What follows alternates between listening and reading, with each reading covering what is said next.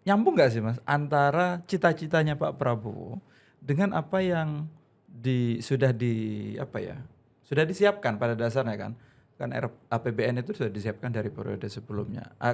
Ada kalau bahasanya Gusnya koherensi. Gitu. Dengan kondisi saat ini sebenarnya ada problem ya. Kalau saya melihat bahwa ada persoalan komunikasi yang tidak tuntas dilakukan oleh tim transisinya Presiden Di Prabowo. bagian apa? Gimana? Mau bilang apa kira-kira Mas dengan biar nih targetnya tercapai dan kemudian kondisi menjadi lebih baik. Kalau misalnya mengandaikan Mengandaikan. ke sana, Ya. pertama saya akan bilang kurangi dulu jumlah kementerian dan lembaga. Oke.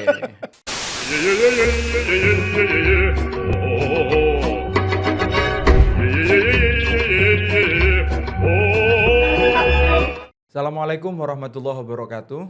Teman-teman, semoga sehat semuanya. Selamat datang kembali di dalam podcast Peci dan Kopi di Suara NU.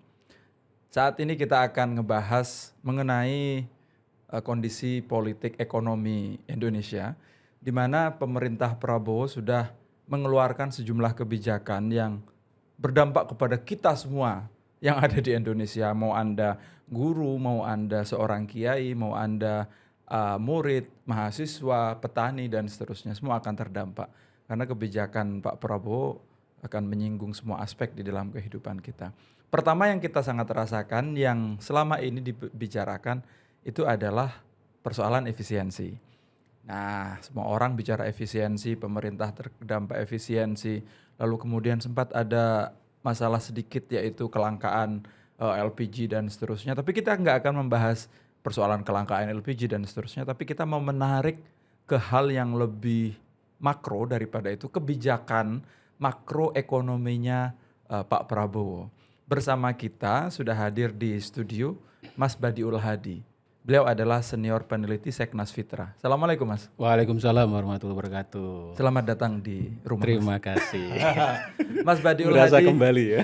Mas Badiul Hadi ini senior peneliti Fitra, tapi beliau adalah keluarga besar Nahdlatul Ulama yang sudah selama ini berada di tengah kita, dan kita selalu mengundang beliau untuk mendapatkan pencerahan ini janjannya perekonomian kita kemana arahnya. Termasuk diantaranya yang paling menarik, kita ingin tahu analisa beliau soal postur APBN dan dampaknya kepada kita itu bagaimana nantinya, sehingga dalam beberapa tahun ke depan, dimanapun kita berada, kita akan bisa menganalisa, oh ini kira-kira akan terjadi seperti ini, meskipun politik itu selalu berubah dan kebijakan politik ekonomi juga berubah, dan kita bisa membaca kondisi dengan lebih objektif, jadi tidak berdasarkan analisa warung kopi, ya kira-kira gitu.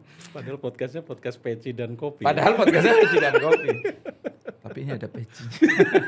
Oke, kita mulai main soal analisa kondisi makro dulu ya Mas ya. Betul. Bagaimana sih Mas jenengan melihat 100 hari perjalanannya Pak Prabowo, backgroundnya sampai kemudian lahir kebijakannya, ini sebelum kepada kebijakannya, Pak Prabowo ini terpilih di tengah kondisi perekonomian yang seperti apa kira-kira ini? Ya, kalau kita bicara konteks Indonesia saat ini, terutama pada sektor ekonomi, sebenarnya kalau kita lihat basis data pemerintah misalnya atau BPS, Indonesia ini sudah pulih dari COVID. Yes. Indikator yang pertama misalnya pertumbuhan ekonomi kita 5 tahun terakhir pasca COVID tahun 2022, 2023 ke sini itu kan stabil di angka 5,2 sampai 5,3%. Artinya apa? Bahwa perekonomian kita itu sudah mulai stabil, kan kayak gitu. Di satu sisi juga pemerintah juga mendorong akselerasi kebijakan-kebijakan ya di periode kemarin tentang bagaimana angka kemiskinan, pengangguran itu juga coba ditekan, meskipun ini tidak sekuat ketika kita bicara tadi data pertumbuhan ekonomi misalnya kayak gitu kan. Meskipun di akhir tahun 2024 kemarin pemerintah menorehkan sejarah baru, angka kemiskinan kita di bawah 2 digit, 9,3% ya. Iya. Itu saya kira juga capaian yang cukup baik ya. Di tengah situasi kita sedang merangkak bangkit dari keterpurukan COVID. Pasca COVID itu Pasca ya. COVID itu. Artinya situasi ini coba dipahami oleh pemerintah sebagai satu konstruksi kebijakan yang lebih komprehensif, sehingga ke depan misalnya tahun ini pemerintah harus betul-betul fokus pada poin-poin di mana misalnya kebijakan-kebijakan yang sudah jalan itu bisa dioptimalkan lebih lagi misalnya kan kayak gitu kan. Nah, kita melihatnya di situ. Jadi bahwa capaian-capaian pemerintah itu apapun itu ya bentuknya itu menunjukkan bahwa sebenarnya perekonomian kita secara prinsip sudah cukup baik. Tetapi memang ada tantangan gitu loh. Tantangan terutama ketika kita bicara tentang geopolitik global. Oke. Ya kan, kita bicara tentang pasca terbaru ini misalnya pemilu Amerika Serikat. Ini kan konstelasi politik global berubah, perekonomian juga terdampak kan kayak gitu. Misalnya kita awal-awal tahun kemarin langsung dipukul telak oleh nilai tukar rupiah misalnya kan kayak gitu kan, meskipun sempat heboh ya di angka 8.000. Bukan yang hoax itu kan. Bukan yang hoax ya. Itu sempat heboh ya, betapa hebatnya pemerintah Indonesia bisa melakukan akselerasi kebijakan secepat itu gitu, padahal itu hoax. Itu kan menggemarkan dunia perekonomian kan kayak gitu. Para ekonom sampai bingung melihatnya kan kayak gitu. Ternyata itu hoax kayak gitu kan. Nah, itu salah satu. Kemudian kita bicara tentang juga bagaimana perang dagang yang hari ini terjadi antara Amerika dengan Tiongkok, Cina ya gitu. Itu kan dahsyat sekali kan ya itu, dan itu saya kira efeknya juga ke Indonesia. Cuman sebenarnya dari sisi itu Indonesia punya peluang untuk masuk lebih aktif lagi, terutama dalam konteks negosiasi ekonomi globalnya sebenarnya. Nah, ruang itu sangat besar. Cuman pertanyaannya adalah apakah kunjungan kerja yang dilakukan oleh Presiden pasca dilantik yang keliling ke negara-negara Amerika dan Eropa itu sampai dan termasuk Asia dalam rangka itu. Kalau itu memang agenda utamanya, saya kira itu baik untuk mencoba melihat sentimen positif pasar ke depan kan gitu kan. Tetapi ketika ini murni hanya kunjungan politik semata, saya kira akan jadi problem di kebijakan dalam negeri. Kayak gitu. Baik. Nah, itu latar belakang geopolitiknya. Terus kemudian kalau ketika Pak Prabowo menjabat, ini kan sudah ada kita melihat latar belakang politik ekonomi era sebelumnya, yaitu di zamannya Pak Jokowi ya, yang juga APBN itu kan disusunnya dari sebelumnya. Betul. Nyambung nggak sih Mas antara cita-citanya Pak Prabowo dengan apa yang sudah disiapkan pada dasarnya kan APBN itu sudah disiapkan dari periode sebelumnya. Ada kalau bahasanya Gusnya koherensi. Gitu. Ya, kalau kita lihat postur APBN kita terutama yang 2025 ini ya, misalnya memang bicara tentang dua kepentingan besar. Satu kepentingan mantan dan satu kepentingan yang baru terpilih kan, Pak Prabowo dan Pak Gibran misalnya kan, pemerintahan itu. Nah, kalau kita lihat dengan kondisi saat ini sebenarnya ada problem ya. Kalau saya melihat bahwa ada persoalan komunikasi yang tidak tuntas dilakukan oleh tim transisinya Presiden Prabowo. Di bagian apa? Terutama ketika penyusunan postur APBN tahun 2025. Oh, oke. Sehingga efeknya kemudian lahirlah Perpres 1 tahun 2025 tentang efisiensi anggaran itu. Oh. Karena apa? Kalau kami melihat atau saya melihat misalnya ketika tim transisi ini clear dari awal dengan agenda-agenda kebijakan prioritas Presiden Prabowo misalnya, saya kira harusnya sudah terrepresentasi di dalam APBN secara penuh. Bagian yang tidak terrepresentasi diantaranya apa? Misalnya contoh yang paling konkret kan yang sedang marak soal program makan bergizi gratis. Oke. Misalnya kayak gitu. Itu kan padahal kalau kita flashback ke belakang misalnya kan kayak gitu kan, ketika masa kampanye itu kan sudah ada hitung-hitungan angka tuh. Iya, betul, Ya kan, betul. hitung-hitungan angka misalnya untuk makan bergizi, makan siang gratis, ya dulu kan namanya kan makan siang Ya, gratis ya, ya, ya. itu membutuhkan anggaran 420 sampai 450 triliun per tahun, dengan target 82,9 juta penerima manfaat. Ya. Tetapi pada perjalanannya cuma dialokasikan 71 triliun di APBN tahun 2025. Oke. Di situ ada miss-nya antara Iya. timnya Prabowo yang menginginkan 400 Iya. triliun, tapi realisasinya Ya, berapa tadi? 71 triliun. 71 Nah, triliun. setelah kita lihat lebih dalam, Oke. ternyata ada proses perencanaan yang tidak tuntas. Dan status program ini sebenarnya seperti apa? Apakah ini sudah betul-betul menjadi program nasional atau masih program uji coba? Oke. Kan kayak gitu. Ternyata setelah perjalanan 2 bulan terakhir, Januari Februari itu misalnya, kita melihat program ini masih dalam konteks tatarannya uji coba. Oh, di mana sampai melihatnya itu? Karena belum rata seluruh Indonesia. Oh, oke. Oh, dari situ Ya, bisa dianggap ini. Ya, makanya kemudian beberapa forum pemerintah menyampaikan bahwa ini adalah program dalam konteks masih uji coba karena membutuhkan budget anggaran yang sangat besar. Nah, miss-nya itu kemudian semakin nampak ketika kemudian misalnya Menteri Koordinator Bidang Pangan menyampaikan untuk saat ini dengan anggaran 71 triliun itu hanya sampai bulan Mei perkiraan. Membiayainya hanya sampai bulan Mei. Nah, yang Juni ke belakang sampai bulan Desember itu belum tahu kan kayak gitu kan. Makanya kemudian estimasi kebutuhan tambahan anggaran untuk sampai di situ adalah antara 100 sampai 140 triliun. Artinya kalau dengan asumsi tambahan anggaran itu, maka MBG itu membutuhkan anggaran sekitar 221 triliun sampai untuk pembiayaan Desember tahun 2025 sampai nanti. ke akhir tahun. Sampai itu ke ya. akhir tahun. Nah, itu satu problem. Ya, menurut saya, padahal ini dari awal memang agenda politik yang kebijakan yang paling populisnya Iya, Pak Prabowo, karena ini menjadi janji politik yang luar biasa. Ketika dieksekusi, tim transisi tidak mampu mengkoordinasikan ini dengan baik dengan di awal dengan Kementerian Keuangan, sehingga ini seolah-olah gagap jadinya. Iya. Kan? Jadinya gagap dan ini menjadi problem gitu loh. Oke. Dan saya melihat juga bahwa kebijakan ini tuh dalam perspektif perencanaan itu ongoing ya. Iya. Jadi nantilah sambil yang penting jalan dulu. Yang penting jalan dulu. Soal nanti gimana ya kita perbaiki sambil jalan. Tadi soal butuh dana tambahan ya kita tambah nanti Kita cari kalau ada duitnya. Kan Oke. Itu bicara satu program ya Mas ya. Tapi kalau kita melihat dari postur anggaran APBN nih misalnya. Betul. Postur anggaran APBN dari misalnya APBN 2025 sama 2024.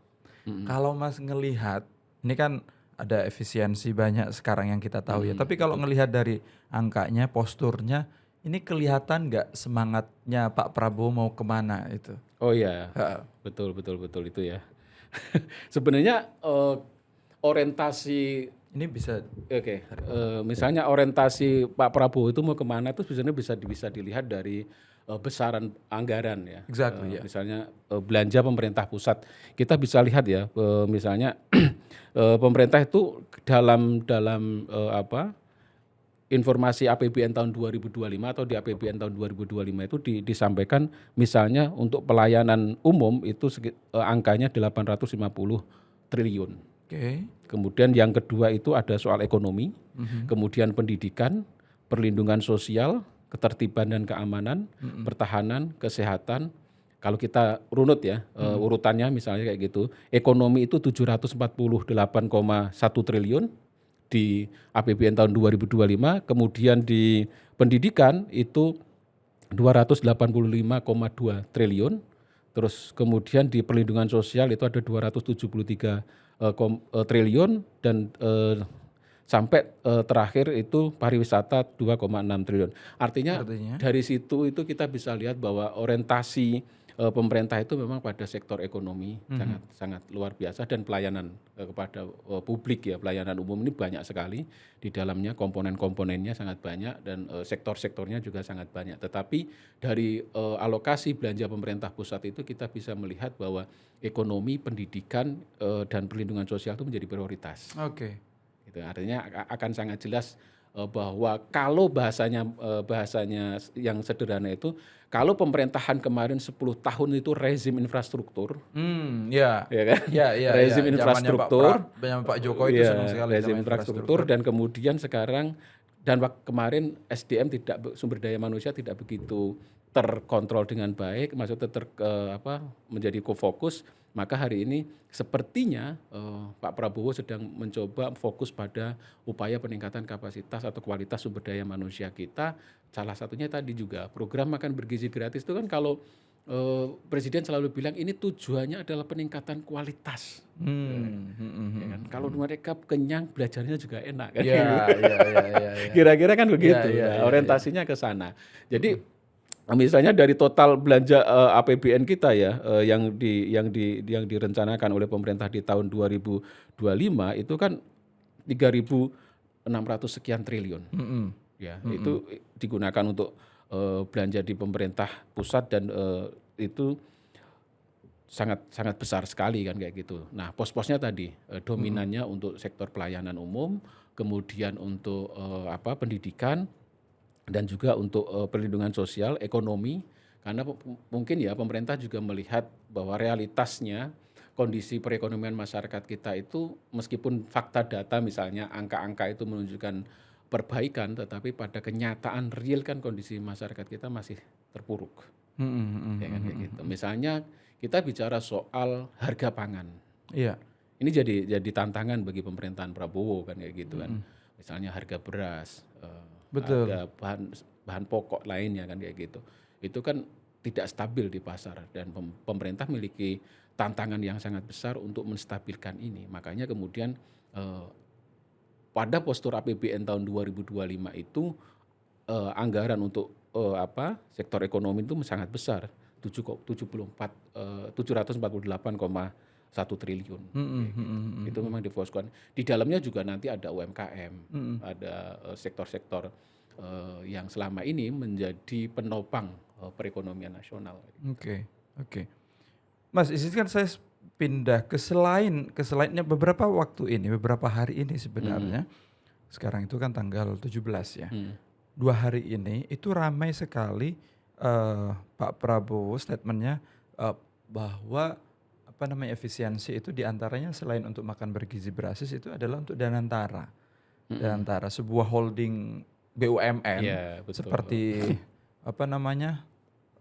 Khazanah di Malaysia dan Temasek di Singapura itu. Ini poinnya, ini kan program baru dengan MBG yang sama-sama membutuhkan biaya yang tidak kecil dong. Dan makanya ada efisiensi dan seterusnya. Sektor pajak kayaknya kan digenjot 12%. Iya, betul. Lalu kemudian investasi sepertinya saya tidak tahu bagaimana iklim investasi itu. Nah, kalau sebagai ekonom nih ya, melihat kalkulasi secara makro itu terus kebijakan kita ini apa sih? Ini pertanyaan bodoh saya ini ya. Apa kira-kira yang ke depan kita apa yang akan terjadi itu? Ya, itu kan sebenarnya badan pengelola investasi sebenarnya ya kan. Dan sebenarnya pemerintah juga banyak punya lembaga-lembaga. Sebenarnya sudah ada kementerian BUMN, ada kementerian investasi Badan Investasi Nasional dan yang lain-lain. Nah, pemerintah sebenarnya kita juga masih berpikir ya apa sih orientasinya kan kayak gitu kan dengan pembentukan badan baru ini, BPI baru ini sebenarnya orientasinya apa kan kayak gitu. Oke, mengelola duit ya, mengelola investasi sampai hampir hampir ribuan triliun ya bahkan kan kayak gitu, 19.000 triliun sekian kan kayak gitu. Nah, ini kan angka yang memang sangat luar biasa. Kalau kita lihat, kalau memang ini nanti dikelola dengan baik sebenarnya tidak masalah. Problemnya adalah kita ini kan punya persoalan soal komitmen, Ya. soal komitmen kan kayak gitu. Desain program pemerintah apapun itu ya, termasuk Badan Pengelola Investasi itu sangat sangat luar biasa. Tetapi ketika implementasi itu tiba-tiba Ya, tersandung kita masih masalah. ada Ya kasus kita kasus Jiwasraya misalnya yang Jiwasraya, kasus terbaru. korupsinya banyak Iya kan sekali, kayak gitu Mas. kan. Kan sebenarnya pola-pola kebijakan kayak gini itu sudah banyak digulirkan oleh pemerintah selama ini. Tinggal bagaimana komitmen menjalankan ini secara baik kan gitu aja kan kayak gitu. Nah kayak gitu termasuk BPI baru yang sedang didesain oleh pemerintah ini yang kemarin baru dipromosikan oleh presiden juga ke beberapa presiden ketika datang ke luar negeri atau misalnya kemarin ketika presiden Turki datang juga menyinggung soal BPI ini kan kayak gitu kan. Nah agenda-agenda besar ini sebenarnya karena pemerintah memang punya target investasi yang sangat-sangat besar di Iya. ya 5 tahun ke depan kan kayak gitu. Dan itu yang diharapkan BPI akan berperan aktif ya untuk mengelola ini kan kayak gitu. Itu sebenarnya target-targetnya kan kayak gitu. Karena kan kalau kita misalnya lihat fakta data ya target pemerintah untuk investasi ke depan itu kan memang kalau diakumulasi itu angkanya sangat besar ya. Itu hampir 10.000 triliun. Angka apa itu? Target investasi Target yang masuk investasi yang di masuk ke Danantara. Indonesia. Oh, Yang investasi termasuk asing. nanti yang Oke. dikelola itu sampai 10.000 triliun. Terakhir kita berapa ya FDI itu, Foreign Direct Investment itu ya? Gitu. Jadi hal-hal itu yang sebenarnya menjadi agenda pemerintahan Prabowo ya untuk memastikan tadi termasuk melahirkan lembaga pengelola investasi baru itu. Kan, gitu. Tapi kita kalau bicara FDI, Foreign Direct Investment itu kan kaitannya dengan ada kestabilan hukum, ketegasan hukum, Iya, iklim betul, investasi yang betul. bagus gitu-gitu ya. Yang kita masih punya problem besar di situ. Yang ya semoga di zamannya Pak Prabowo ini itu membaik lah ya, Iya, membaik betul, kondisi betul, itu. betul, Karena siapa sih yang mau investasi jika Kondisi. jika terancam duitnya Iya. hilang, terus tahapannya juga lama, panjang dan seterusnya misalnya gitu ya. Iya, kan karena memang misalnya kalau kita lihat data dari KPK misalnya, salah satu tantangan paling besar dunia investasi kita itu kan soal penegakan hukum dan korupsi. Soal penegakan hukum dan korupsi. Itu memang hal yang sangat memprihatinkan kan kayak gitu. Sehingga ini seringkali membuat investor itu juga menarik diri ketika melihat kasus-kasus seperti itu banyak marak terjadi kan kayak gitu. Misalnya terbaru ini kan banyak beberapa daerah kawasan industri di daerah-daerah itu didatengin preman-preman atas nama ormas misalnya kayak gitu itu kan juga banyak. Nah ini kan jadi tantangan sebenarnya kayak gitu. Nah hal-hal semacam ini belum nanti setoran di depan nah itu juga jadi problem kayak gitu. Di daerah kayak gitu banyak. Betul. Nah tapi di luar semua itu kan kita suka atau tidak, Pak Prabowo presiden kita, arah kebijakannya ke sana, yang bisa kita lakukan adalah mengkritik ya, memberi kontribusi positif, memberi masukan. Jadi apa yang harus dilakukan Pak Prabowo ini, Mas? Targetnya begitu besar, 10.000 triliun investasi tadi. Terus kemudian makan bergizi gratis 400 triliun per tahun.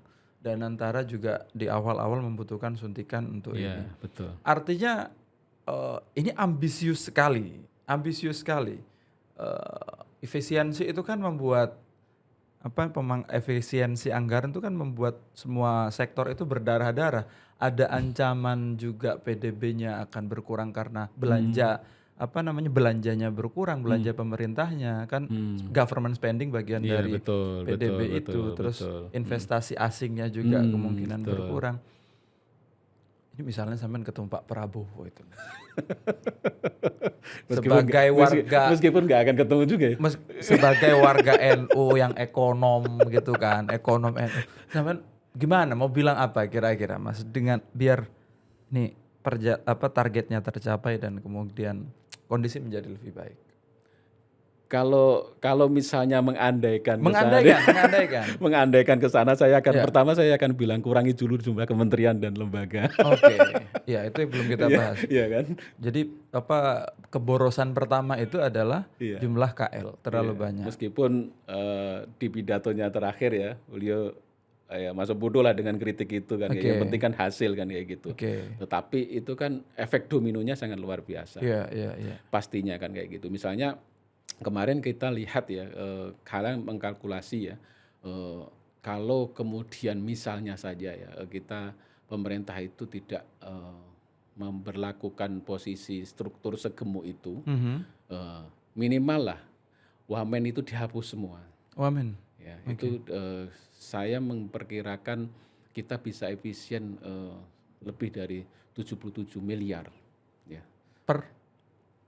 Dalam kurun waktu 5 tahun ke depan dari sisi gaji dan tunjangan saja. Belum pembiayaan yang lain. Itu kalau dikonversi ke program makan bergizi gratis itu 7,7 juta orang penerima manfaat. Jadi kalau itu dipindah ke situ ya, hasilnya jadi segitu. itu menjadi sangat penting karena kan memang kalau kita bicara konteks misalnya prinsip-prinsip dalam New Public Management itu kan struktur yang penting itu kan bukan soal gemuknya kan, tapi efektivitasnya, fungsinya kan kayak gitu.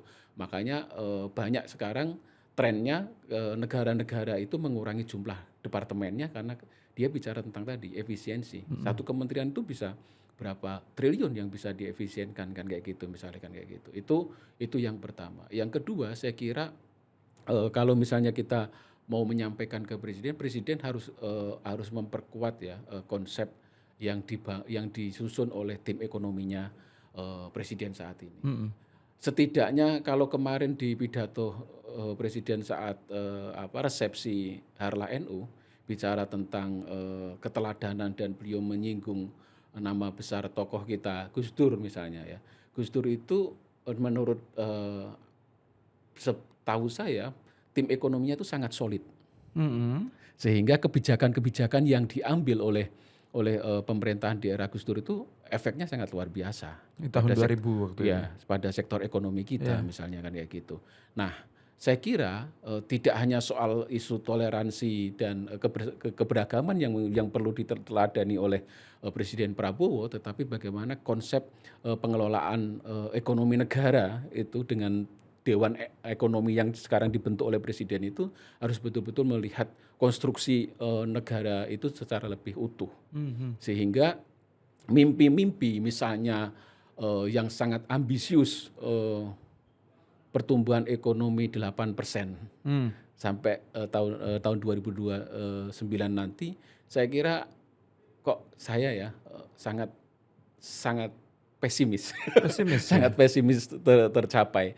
Karena kan begini, sebenarnya kita bisa belajar ya, tahun 2014 ketika pertama kali pasca ditetapkan dan dilantik kan Presiden Jokowi itu bilang bahwa saya punya target pertumbuhan ekonomi 7%. Iya. Sampai 10 tahun enggak kecapai. Apa faktornya waktu itu, Mas? Kenapa tidak tercapai? Ya karena tadi banyak hal ya, selain faktor politik, dinamika politik, ekonomi dalam negeri dan faktor global kan juga menjadi persoalan tersendiri kan kayak gitu. Sehingga kayak misalnya COVID ini kan enggak pernah dalam masuk skema. Enggak pernah masuk skema semua orang. Iya kan akhirnya datang badai COVID dan itu membuat keterpurukan hampir di semua negara di dunia itu terpuruk dengan ekonominya. Dan itu terjadi juga di Indonesia. Imbasnya kita sampai sempat minus perekonomiannya kan kayak gitu. Nah, itu yang saya mestinya belajar dari sana dan realisasinya dan realitasnya bahwa pertumbuhan ekonomi kita itu dalam kurun waktu 10 tahun terakhir itu kan di angka 5%. Iya, betul. Itu sangat realistis gitu loh. Kalau kemudian kita mau dongkrak misalnya menjadi 8%, termasuk tadi salah satu komponen di dalamnya adalah investasi yang asing yang masuk ke Indonesia sampai 10.000 triliun di akhir periode nanti, itu saya kira akan sangat berat. Dan angka 8% itu tidak akan tercapai. Nah, hal-hal yang ambisius kayak gini menurut saya sebaiknya memang dikurangi. Pemerintah lebih baik realistis kan kayak gitu kan. Nah, satu contoh lagi misalnya, di tahun 2025 ini pemerintah kalau kalkulasinya tadi sampai di bulan sampai di bulan Desember akan membutuhkan anggaran sekitar 200-an triliun antara 71 ditambah 100 sekitar ya tadi Makan 170 bergizi ya, makanan gratis bergizi ya. gratis. Tetapi kalau kita lihat skema yang akan digunakan di APBN tahun 2025 itu anggarannya sekitar 420 triliun. Padahal Ya. kita sudah tahu nih, ya kan? Kita cuma butuh untuk sampai Desember itu sekitar maksimal 221 triliun. Kenapa mesti 400 triliun? Kan kayak gitu kan. Itu belum bicara nanti efek korupsinya kayak apa, kan kayak gitu kan. Pengawasannya, mekanismenya kayak apa. Nah, itu salah satu hal-hal yang penting yang saya kira perlu dilihat oleh pemerintah Prabowo ketika bicara tentang konteks itu. Dampak misalnya yang dimunculkan, efisiensi taruhlah ya. Ya. Isu efisiensi, kita balik ke efisiensi itu. Kenapa saya mendorong kementerian lembaga itu dikurangi, karena ini yang menurut saya paling realistis. Salah satu isu paling besar kan selain makan bergizi gratis itu kan soal tadi, pemerintah membutuhkan anggaran tambahan untuk kementerian lembaga baru. Ya kan? Kementerian lembaga baru yang ini anggarannya juga tidak hanya sedikit kebutuhannya, karena untuk lembaga bisa settle gitu kan paling tidak 1 tahun 2 tahun. Ya. Dan itu anggarannya sangat besar, cost-nya sangat besar. Sementara pemerintahan itu kan dibatasi 5 tahun, ya kan, 5 tahun. Kalau kemudian ini dipaksa, ya akan banyak hal. Ya tadi efisiensi, ini belum dieksekusi. Target efisiensi 306 triliun itu kan masih dalam konteks target, Ya, belum masih. dieksekusi. Tetapi karena komponen komunikasi, saya nggak tahu ada problem komunikasi ataukah tidak dengan KL, sehingga kemudian seolah-olah kementerian lembaga ini kan gagap. Di mana sampai melihatnya itu? Ya misalnya sampai hal yang remeh-temeh misalnya kan kayak gitu kan, oke, listrik dimatiin, lift di ini kan kayak gitu kan. Belum lagi isu soal PHK, belum apa-apa sudah ngomong soal mau PHK karyawan kan kayak gitu kan. PHK karyawan, PHK honorer, ya kan itu kan marak di mana-mana. Kampus-kampus juga akan melakukan hal yang sama, kampus-kampus negeri itu. Kemudian BUMN juga melakukan hal yang sama, kementerian juga sama, pemerintah daerah juga sama. Karena kan efisiensi ini tidak hanya menyasar di kementerian lembaga, tetapi juga sampai pemerintah daerah. Betul. Bahkan sampai di level desa. Karena anggaran dana desa itu kan kepotong 2 triliun. Dari 71 triliun jadi kepotong 2 triliun jadi 69 triliun kan kayak gitu. Artinya akan banyak efek domino dari efisiensi ini. Betul. Nah, itu yang perlu dipikirkan oleh pemerintah, sementara pemerintah punya target pertumbuhan ekonomi yang harus dicapai. Betul. Pengurangan angka kemiskinan yang harus dicapai. Pengurangan angka pengangguran yang harus dicapai. Kalau kemudian, karena kan rezim kita ini kan rezim pertumbuhan. Ya kan? Nah, ketika kemudian efisiensi ini dieksekusi betul dan kemudian efek dominonya kemana-mana itu tidak diantisipasi dengan baik, ya tadi angka pengangguran akan nambah, kemiskinan akan nambah, kan kayak gitu kan. Nah, ini problem-problem itu sebenarnya yang menurut saya menjadi penting untuk diperhatikan oleh pemerintah.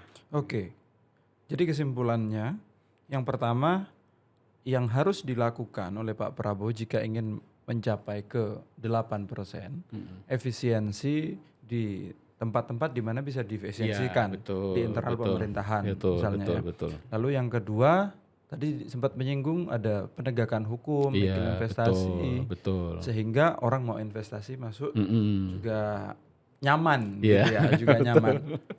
Oke. Nah, tapi ini ngomong-ngomong soal kita kan butuh celah di mana Pak Prabowo itu melakukan pemangkasan ya terhadap efisiensi terhadap jumlah kementerian dan lembaganya, mungkin karena tidak perform misalnya gitu-gitu ya, mulai menilai gitu-gitu. Oke. Itu sangat mungkin. Artinya begini, bahwa 100 hari ini kan bisa menjadi titik tumpu. Sebenarnya kan Presiden sudah menyampaikan juga ya, ketika di beberapa forum beliau selalu bilang siapa yang bandel nggak ngikuti Presiden bisa Oh iya iya Ya kan iya kayak iya gitu iya kan, iya. bisa Ada dijewer sinyal lah Mas. itu ya. Ya kan kayak gitu. Heeh. Ini sebenarnya kan sinyal bahwa presiden ingin melakukan perubahan di situ. Pertanyaannya adalah apakah itu mengarah ke pengurangan pengurangan jumlah kementerian lembaga atau itu hanya dalam konteks untuk menyenangkan publik saja. Mhm. Ya pidato-pidato itu kan bisa saja hanya obat Ya. obat meriang sementara lah ya, Mhm ultra mhm flu mhm. atau counter friend kayak gitu kan. Nah Ya. itu yang jadi problem. Maksud saya bahwa ini sebenarnya harus harus ada langkah nyata yang diambil oleh pemerintah terkait efisiensi. Bahkan kalau saya flashback jauh ya ke belakang di awal-awal sebelum dilantik itu, pasca dilantik itu kan misalnya Pak Hasim, adiknya presiden itu kan pernah menyampaikan ke publik bahwa Indonesia itu punya potensi pendapatan 300 triliun dari sektor sawit. Oke. Nah, pajak sawit itu dari sekitar 2.000 perusahaan sawit yang ada di Indonesia. Nah, artinya kemudian kalau ini dioptimalkan, betul-betul didorong, dikelola dengan baik, saya kira ini bisa menjadi bagian untuk pembiayaan program-program strategis pemerintah kan kayak gitu loh. Ya, dari sektor pajak bisa Iya, bertambah. bisa bertambah kan kayak gitu. Tadi karena problemnya juga adalah bagaimana manajemen sektor perpajakan kita ini kan memang perlu direformasi ya. Sehingga ketika kampanye kemarin kan sempat ingin membuat badan sendiri. Jadi Dirjen Pajak itu dipisah dari Kementerian Keuangan dan menjadi badan tersendiri. Nggak jadi ya, Pak? Nggak jadi. Kan kayak gitu. Saya nggak tahu pertimbangannya apa lagi kok sampai nggak jadi. Tetapi bahwa ada potensi-potensi sektor perpajakan yang sangat besar yang itu bisa dioptimalkan oleh pemerintah untuk menopang tadi efisiensi itu kan kayak Iya gitu. iya iya. Faktor kita aduh di pajak itu juga banyak malingnya itu. Iya, makanya. Iya, oke. Last but not least, Mas, pertanyaan yang paling khas itu kan. Sudah kita paparkan kondisi makronya, kebijakannya begini, defisit anggaran kelihatan. Apa yang akan terjadi untuk warga NU ini? Warga NU ini kan profilnya ada, kita kan walaupun makin ke sini makin banyak ke perkotaan, tapi itu karena perdesaannya yang berubah menjadi Iya, perkotaan. betul. Tapi sebenarnya mereka juga ada di desa-desa juga. Lalu kemudian saya tidak tahu datanya Alfara yang terakhir tentang pendidikan NU ya. Tapi kayaknya masih ada di SMP SMA gitu-gitu yang kebanyakan mungkin pekerjanya pekerja non formal yang sangat rentan terhadap gelombang perubahan perekonomian gitu-gitu. Saran bijak. Saran bijak ya. Ini apa yang kira-kira dalam pandangan sampean dalam apa yang akan terjadi kepada warga NU, lalu kemudian apa yang mesti dilakukan oleh stakeholder NU dalam aspek kebijakan, dalam aspek ekonomi ya tentunya ya yang akan terjadi itu, prediksi jenengan itu bagaimana kira-kira? Ya, saya kira menjadi sangat penting ya karena ketum PBNU itu kan Gus Yahya itu kan selalu bilang tentang koherensi antara NU dengan pemerintah ya sebagai bagian dari struktur negara kan kayak gitu. Saya kira menjadi sangat penting ya peran NU untuk melihat lebih dalam kebijakan-kebijakan Presiden Prabowo misalnya. Satu hal saja lah menurut saya yang penting ya kalau kita misalnya sebenarnya banyak sektor tetapi ini yang saya kira pesan pendiri NU yang sangat luar biasa dan kita harus tindak lanjuti tentang pertanian. Oke. Itu kita sebagai orang NU tuh pasti paham tentang pesan mandat yang diberikan oleh Hadratus Syekh Kiai Hasyim Asy'ari terkait dengan bagaimana posisi petani itu harus menjadi bagian yang tidak terpisahkan dari negara kita.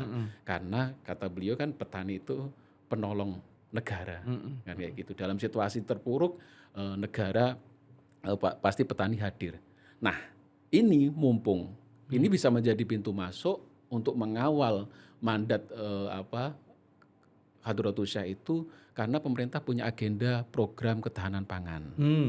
Nah itu menjadi pintu masuk bagaimana memastikan tadi kalau kita mau bicara bahwa ya diakui ataukah tidak, misalnya kan memang mayoritas jamaah NU itu ada di sektor di pedesaan ya, meskipun sebagian urban karena struktur desanya jadi Berubah. berubah, atau memang orangnya yang Pindah. pindah ke kota kayak kita. Ya. Nah itu menjadi agenda, saya kira bisa menjadi pintu masuk yang konkret ya. Kalau yang lain kan banyak, misalnya nanti kita sebut lagi. Tetapi pertanian ini saya kira mandat yang luar biasa, pesan yang sangat dalam disampaikan oleh Mbah Hasyim agar NU perhatikan itu gitu loh. Nah program ketahanan pangan pemerintah ini dengan anggaran hampir 144 triliun ke depannya itu harus betul-betul dilihat oleh PBNU sebagai upaya tadi membangun koherensi antara NU dengan negara, gitu loh. Karena sektor pertanian ini menjadi sangat penting. Swasembada pangan yang ditargetkan oleh Presiden Prabowo itu nanti tarikannya ke petani, dan petani itu mayoritas orang NU. Ya misalnya kita, kalau kita boleh berbangga hati ya bahwa memang petani-petani itu mayoritas orang NU. Meskipun misalnya ya di desa-desa itu dia PNS, guru, tapi tetap bertani kan. Ya. Punya sawah kan. Nah, meskipun tentara, meskipun apapun, kalau di desa-desa itu kan pasti punya lahan. Dan itu harus menjadi pintu masuk bagi kita untuk melihat misalnya problem yang selama ini dihadapi petani itu apa? Soal pupuk. Soal pupuk yang paling banyak. NU harus mengawal di situ. NU punya lembaga perekonomian, punya lembaga pertanian. Saya kira harus mulai membuat konsep yang lebih utuh bagaimana membangun koherensi itu sehingga misalnya kebutuhan petani di grassroots itu betul-betul aman. Soal pupuk, soal benih, ya kan? Soal program, karena lahan juga. Terus Presiden Prabowo itu juga punya agenda ketahanan air. Nah itu juga nanti akan masuk ke soal irigasi dan yang lain. Artinya sebenarnya agenda ini tinggal dicantol-cantolkan aja, dikoherenkan itu tadi, dan itu akan mampu menjawab persoalan-persoalan fundamental bagi masyarakat jamaah NU secara umum. Belum bicara tadi sektor ekonomi, pemerintah sedang akan menggenjot sektor UMKM dan misalnya soal permodalan dan yang lain-lain dengan anggaran sekitar 700 triliun tadi itu saya kira juga menjadi pintu masuk ya. Kalau dulu misalnya Gus Dur mampu membangun sektor ini dengan baik misalnya kan, keberpihakan Gus Dur misalnya dengan petani juga sangat luar biasa, dengan UMKM juga sangat luar biasa. Nah sekarang kita tinggal melanjutkan itu kan agendanya begitu ya, melanjutkan ide-ide besarnya Gus Dur dan pendiri NU agar menjadi bagian yang tidak terpisahkan dari negara kan gitu. Jadi memang ini mungkin saya bisa sedikit nambahkan, NU itu kan ada program dengan di bawah GKM itu ada Padi Gogo yang baru itu, ada yang perhutanan sosial, ada yang replanting sawit yang tidak cukup lama gitu. Mungkin itu yang perlu ditingkatkan lagi Mas ya, karena itu langsung menyasar sama masyarakat NU yang ada di pedesaan ya. Kalau saya memang melihat penting ya sebagai jamiah, karena kan ini kan terkait dengan kebijakan politik pemerintah.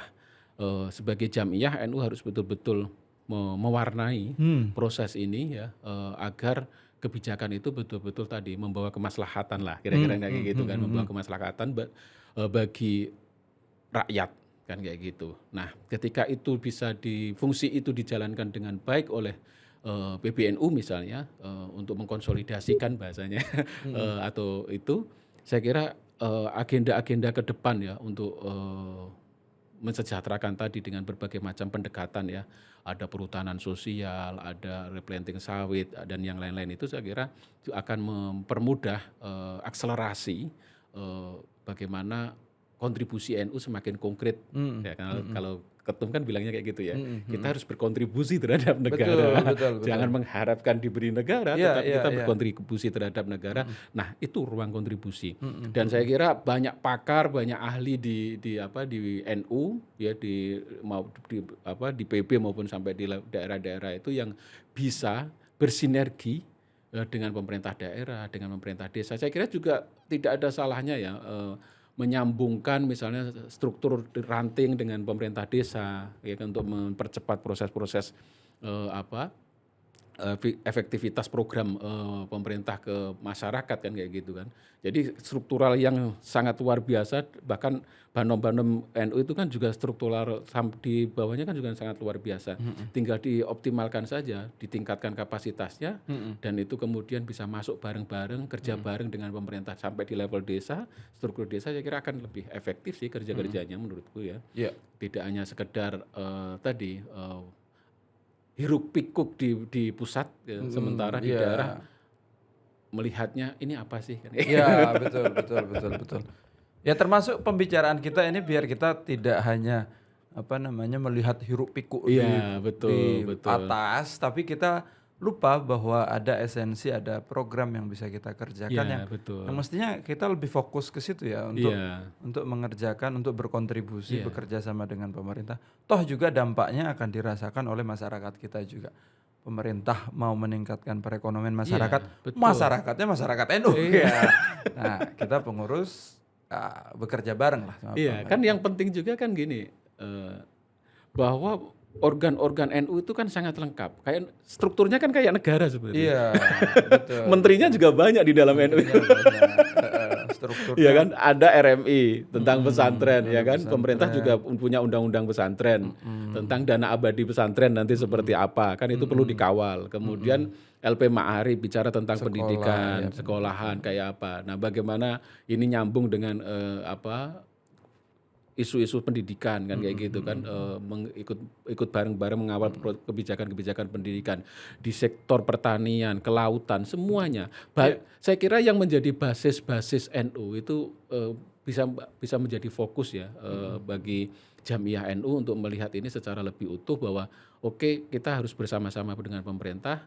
Misalnya program MBG ini kan nyasar ke pesantren juga. Iya. Nah, bagaimana kesiapan pesantren?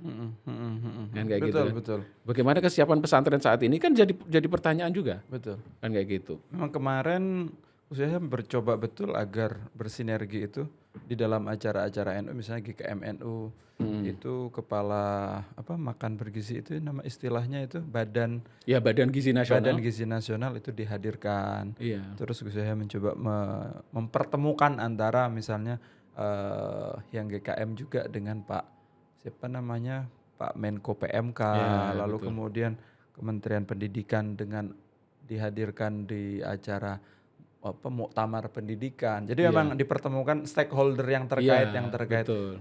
Nah, tinggal memang sekarang bagaimana si lembaga-lembaga ini memfollow up apa yang sudah dilakukan oleh Gus Yahya, dan itu memang bukan perkara mudah. Karena di pemerintahan ada strukturnya sudah lengkap dan salary-nya sudah lengkap ya kan. Antara kita betul. beramal. Problem soal budgeting kan. Siap. Iya. Mas, terima kasih sekali atas kehadirannya. Kita dapat gambaran what's going on, apa yang terjadi dalam betul. beberapa waktu terakhir. Tidak hanya di permukaan, tapi kita masuk kepada ini postur APBN kita bagaimana sih gitu. Lalu kemudian sektor yang paling ditekankan sama Pak Prabowo dan pemerintahan sekarang itu di bagian apa saja, sehingga kita ketika menyiapkan lembaga yang untuk langsung koheren dengan pemerintah itu tidak salah sasaran gitu. Betul. Oh, ternyata di sektor ini yang akan pertanian ketahanan pangan yang akan lebih dikuatkan, maka kita di situ juga akan menguatkan kesiapan kita untuk memfollow up program-program pemerintah. Karena kalau tidak terkonsolidasi atau tidak koheren, ini celaka bahasanya, ketemu itu celaka. Jadi kita harus berjalan bersamaan karena bagaimanapun ini negara kita dan masyarakat yang akan diberikan program itu juga sebagian besar adalah masyarakat kita. Sekali lagi terima kasih Mas atas kehadirannya. Sampai jumpa di kesempatan mendatang.